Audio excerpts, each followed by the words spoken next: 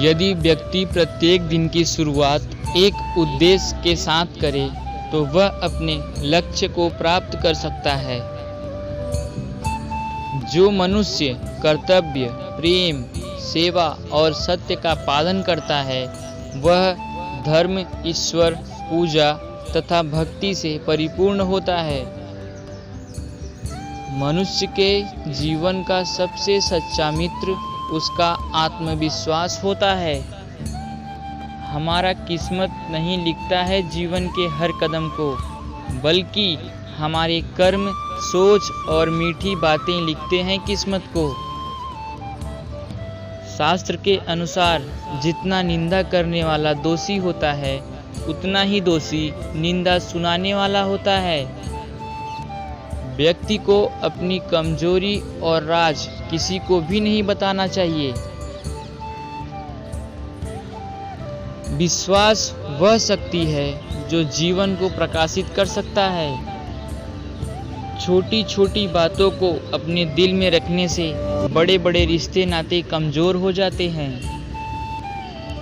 यदि व्यक्ति में कोई हुनर नहीं है तो उसको जीवन में हर कदम पर कठिनाइयों का सामना करना पड़ेगा।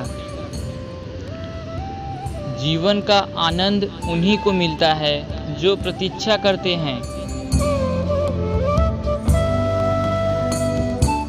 मंजिल मिले या ना मिले ये तो किस्मत है, लेकिन हम कोशिश भी ना करें ये तो कायरता है।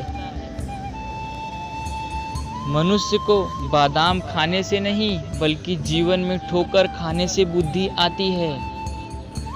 हमको कभी किसी की बुराई नहीं करनी चाहिए, क्योंकि बुराई आप में भी है और जुबान दूसरों के पास भी है।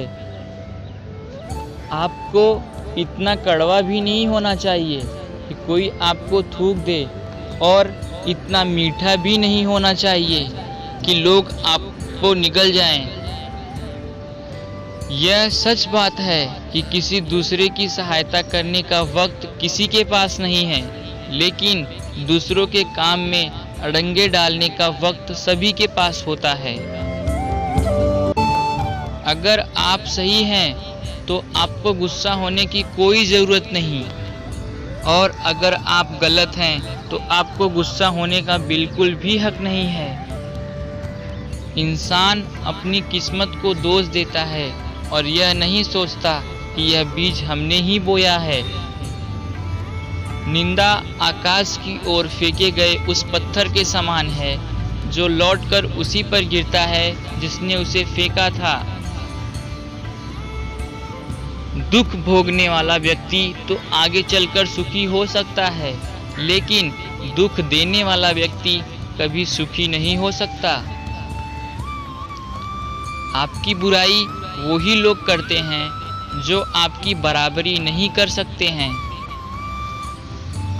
खुश रहने का सबसे बड़ा मंत्र यह है कि आपको उम्मीद अपने आप से करनी चाहिए, किसी और से नहीं। छोड़ दो किस्मत की लकीरों पर यकीन करना, क्योंकि जब लोग बदल सकते हैं तो किस्मत क्या चीज़ है। परिवर्तन से घबराना और संघर्ष से डरना इंसान की सबसे बड़ी कायरता होती है। अगर आप अपने आने वाले कल को सुधारना चाहते हैं तो आपको अपने बीते हुए कल से शिक्षा लेनी चाहिए।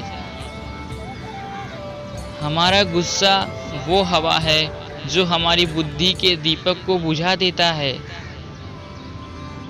अगर आपको भरोसा ईश्वर पर है तो जो लिखा है तकदीर में वही पाओगे, लेकिन अगर भरोसा खुद पर है तो वही मिलेगा जो आप चाहोगे।